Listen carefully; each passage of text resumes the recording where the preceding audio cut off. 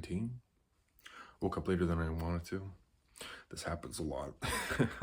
This happens a lot when I'm not in the routine of getting up early in the morning every morning. But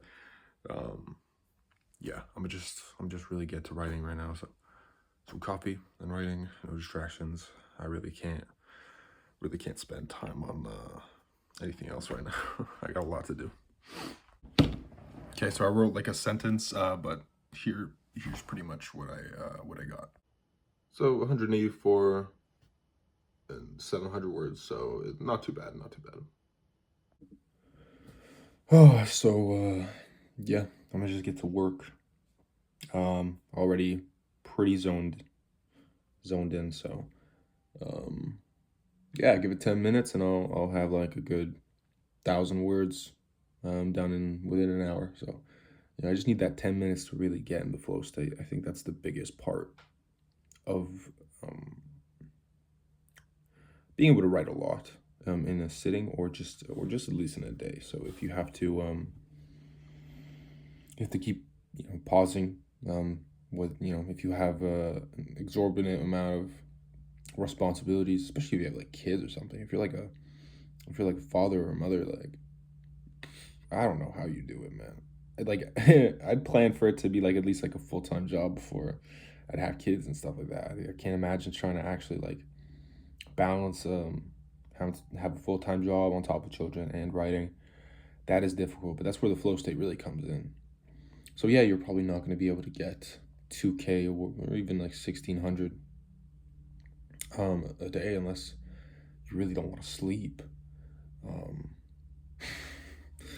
But it's possible to get at least 500, 1,000 done, especially in that kind of situation. You wouldn't be aiming for an epic length novel. You'd probably want something shorter. So like 50K to 80K is doable. And over a couple months, you could probably finish a draft. And at least you got grit, right? So yeah, it's difficult. I don't know. The more responsibilities I get, the more difficult it'll get to do it, to be honest. But yeah, it's definitely harder now than like when I was like 17, 16, even when I started my first book. Like, God, I had all the time in the world. It was, Schmovid and all that too. So I had all the free time in the world, literally. Like, there was nothing holding me back. It was the best. I think that was the best time to write a book, especially one as long as mine.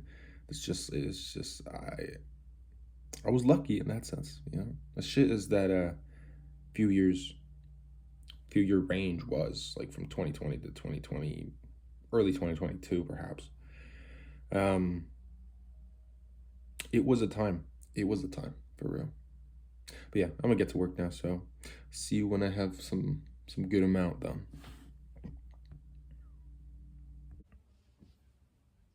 It's 4:20. Got it done. Close to 1738. Whoa. All right. It's been a busy couple hours since I last updated you. Ooh, I shouldn't do those little sounds. I've heard they don't sound too great. But anyway, yeah, so I shared my word count with y'all, and that was a couple hours ago now. I actually had to just write some extra pages of the screenplay. So I finished that up, sent them to my mentor. We're at around 25 pages now. In terms of the what's in PDF screenplay format. I have some more in the vomit draft. I just need to polish it up a little bit more.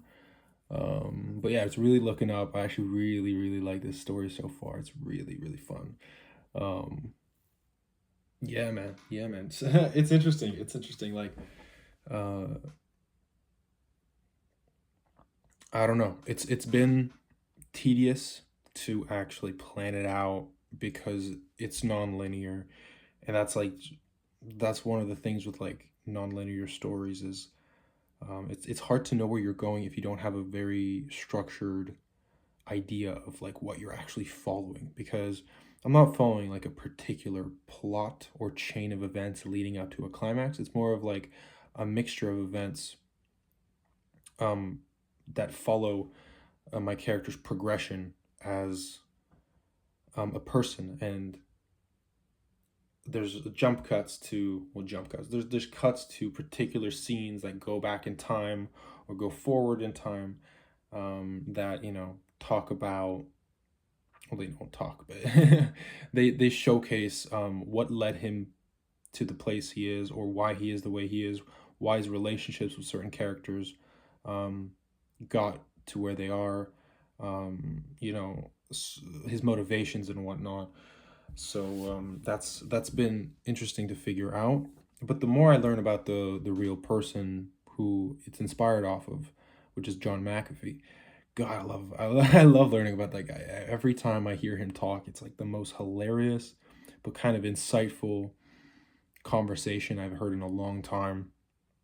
He's he's not to be idolized because he was a hedonist, but God was an interesting person, and he had some extremely um, true insights into the world, while also having quite a few just a schizo level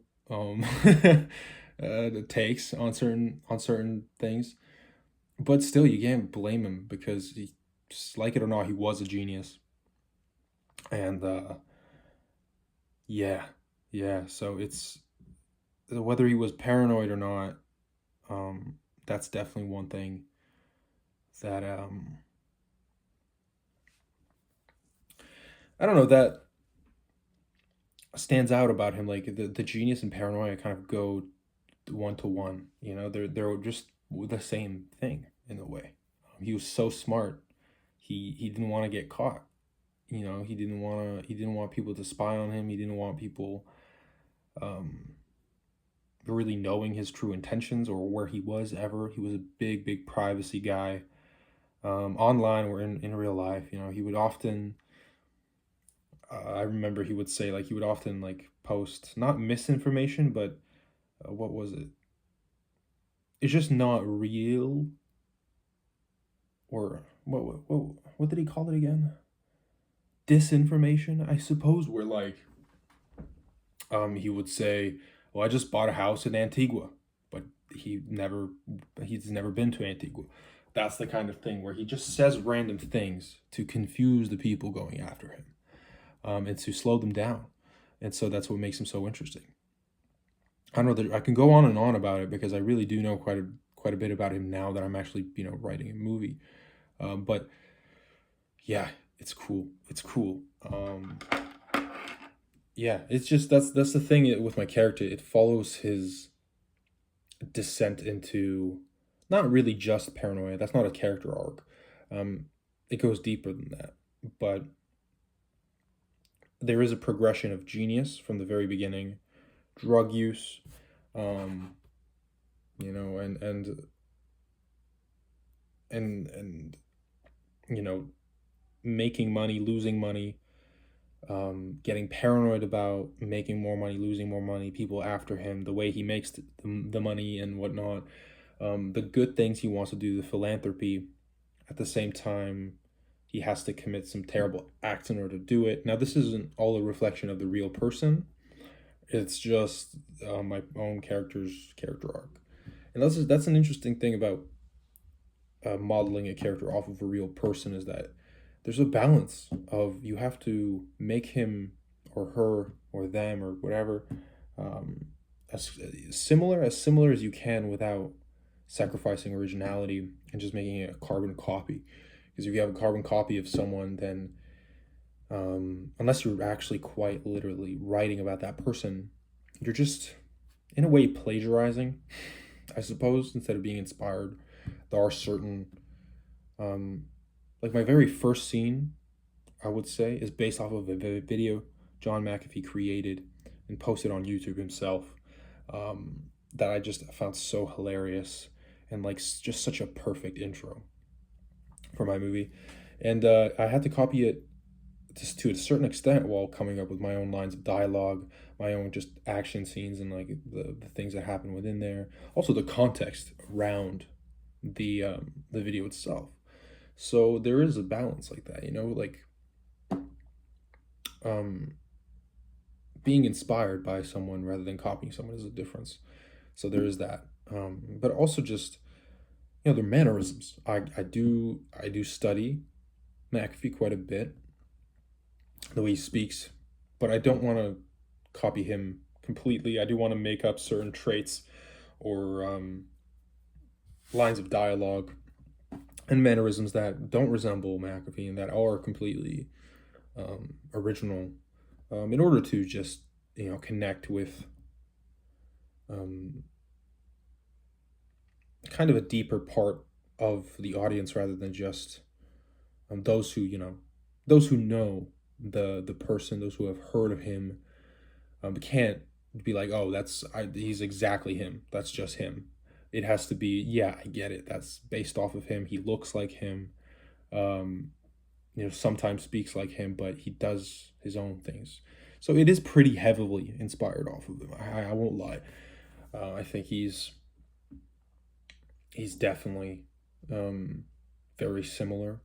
His life is very similar. His partner, for example, his love interest, will be pretty much also completely inspired off of his real, I don't know, paramour, as you would say, or wife. Actually, no, I'm sorry, that wife. They got married.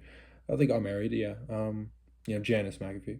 This is very cool. I think they're very cool. I would also love to speak with her. I think I will try to contact her as well to really kind of get to know the situation, some things that perhaps aren't public information. That would be really cool. But yeah, no, being inspired is one thing.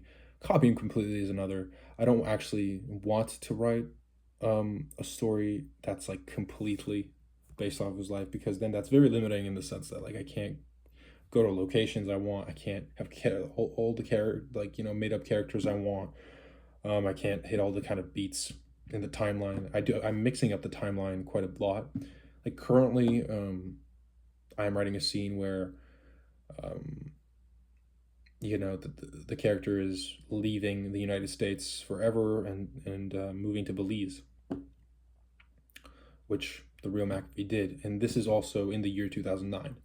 But it's for a variety of reasons, similar reasons to McAfee's, but different. So yeah, yeah. Well, that's it. That's day 19. Quite a productive day, to be honest. What is it? Tuesday.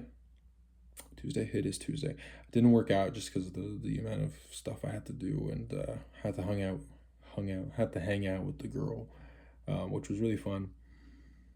But that's it. That's it. No editing for today. I'm sick and tired of looking at words on a screen, so I think I'll sit it out today. But that's that. I am. Whoops. A little light from it helps, but yeah. That's that. I'll see you tomorrow. I'll try to pump out like the 1,800 words, try to get a little bit ahead of the game, because I've been just barely marginally ahead of 1,667 words, which is the average I'm supposed to hit. I've been like 100 words above that, maybe slightly less, like 88, 90. So yeah, I am ahead in terms of output, and like I will definitely get to 50K by the end of November. I might even go a little bit over it, but I'd prefer to be closer to being over it rather than behind. So, or even just on the dot. I'm not a fan of that. So, yeah, that's all for today. Of course, day 19 over. See ya.